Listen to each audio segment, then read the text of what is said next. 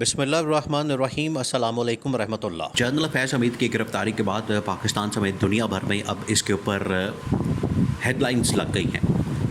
اور ہر کوئی اپنے فائدے کے لیے، مفاد کے لیے اس ایشو کو استعمال کر رہا ہے، اس ایشو کو ہائی لائٹ کر رہا ہے، اور جس کا جو جی چاہ رہا ہے اسکور سیٹل کرنے کے لیے جنرل فیض حمید سے وہ کرنا چاہتا ہے۔ عمران خان نے ایک بار پھر سے پیغام بھیجا ہے جیل سے، اور عمران خان نے بتا دیا ہے کہ آگے کا لائے عمل کیا ہونا ہے، آگے کس طرح سے پڑھنا ہے، اور عمران خان نے ماضی کے کچھ انکشافات بھی کر دیے ہیں۔ عمران خان نے سب سے پہلے تو اس حکومت کے متعلق کہا ہے کہ یہ ایک جعلی اور فارم 47 کی حکومت ہے، اور انہوں نے چیف الیکشن کمشنر جو کہ ایک فراڈی آدمی ہے، اس نے فراڈ الیکشن کروائے ہیں۔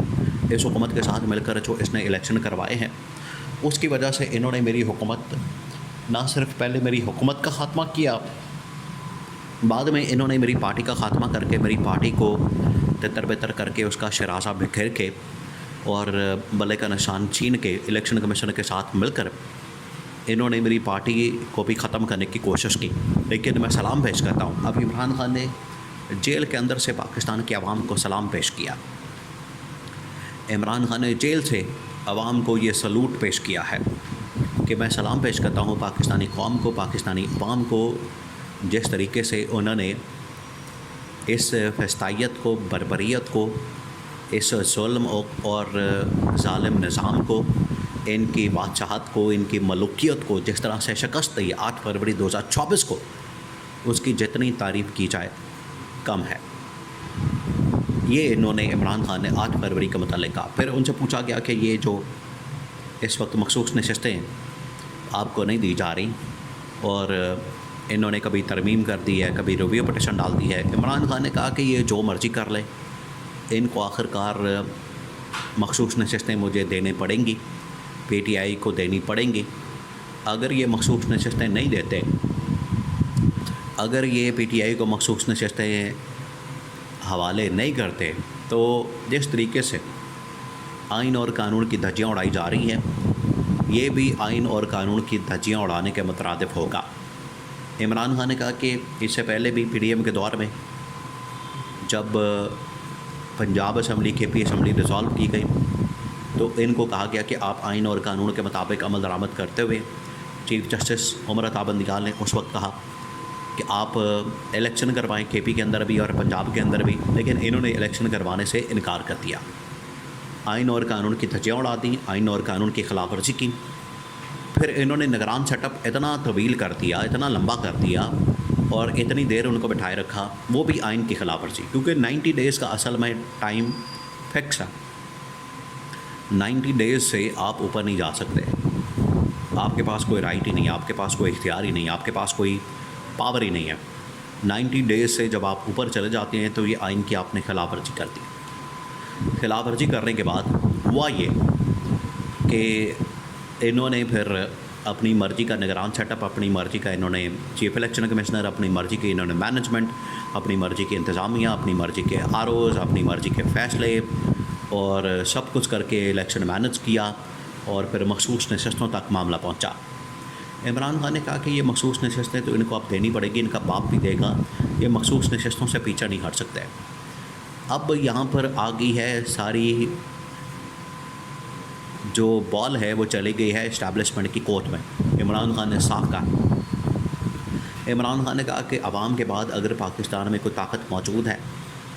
اگر کوئی پاکستان کو بچا سکتا ہے اس بحرانی کیفیت سے، اس کو نکال سکتا ہے،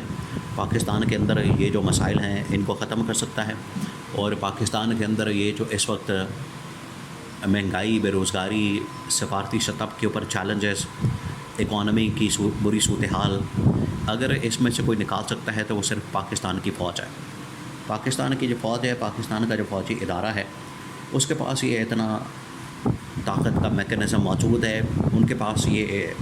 اس کی صلاحیت موجود ہے، ادروائز یہ کوئی اور ادارہ نہ حکومت یہ کام کر سکتی ہے۔ اب ساری جو اس وقت ذمہ داری وہ فوج کے اوپر پڑ گئی ہے۔ دیکھیے، فوج نے بڑا زبردست کام کیا پچھلے تقریباً کوئی، خاص طور پر جنرل عاصم منیر کی سربراہی میں۔ جنرل عاصم منیر کی سربراہی میں انہوں نے پاکستان کے اندر جو اسمگلنگ ہوتی ہے بارڈر کے اوپر اس کا خاتمہ کیا، اس کے اوپر کریک ڈاؤن کیا، اس کے اوپر ہاتھ ڈالا۔ جنرل ناصر نے عالمی سطح کے اوپر پاکستان کے امیج کے بہتری کے لیے بڑے کام کیے، بڑے دورے کیے، کبھی برطانیہ کا، کبھی سعودی عرب کا، کبھی UAE کا، کبھی چائنا کا۔ لیکن جو بھی کام کیا جاتا ہے اسٹیبلشمنٹ کی جانب سے، اس کے اوپر آ کے یہ حکومت والے پانی پھیر دیتے ہیں، کیونکہ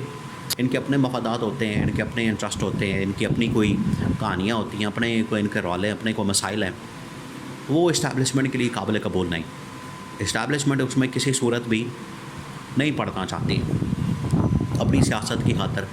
یا اپنے اقتدار کی خاطر یا اپنی لوٹ مار کی خاطر، اپنے NRO کی خاطر، اور ہر سطح کے اوپر جو ان کے اسکینڈل جو ہے وہ اس وقت بے تحاشا ہے۔ ابھی تو یہ حکومت کے اندر ہے، اس وجہ سے لوگ ان کے اسکینڈلس کے اوپر اتنی زیادہ بات نہیں کرتے، اتنا زیادہ روشنی نہیں ڈالتے، اتنا زیادہ ان کے اوپر کھل کر بات نہیں کر سکتے، کیونکہ یہ لوگ اٹھا کے لے جاتے ہیں۔ اب دیکھیں پاکستان کے اندر اظہار رائے کی آزادی بھی اس وقت لوگوں کو نہیں ہے، لوگ اپنی بات نہیں کر سکتے، میڈیا کے اوپر ان کے متعلق بات نہیں کی جا سکتی، تنقید نہیں کی جا سکتی، یہ لوگوں کو اٹھا کے لے جائیں گے، اس کو غائب کر دیں گے۔ یہ ہے حکومت کی اصل فسطائیت اور یزیدیت اور ان کے ظلم کا اصل چہرہ، فرعونیت کا اصل چہرہ، جو ان کے اندر فرعون بیٹھے ہوئے ہیں،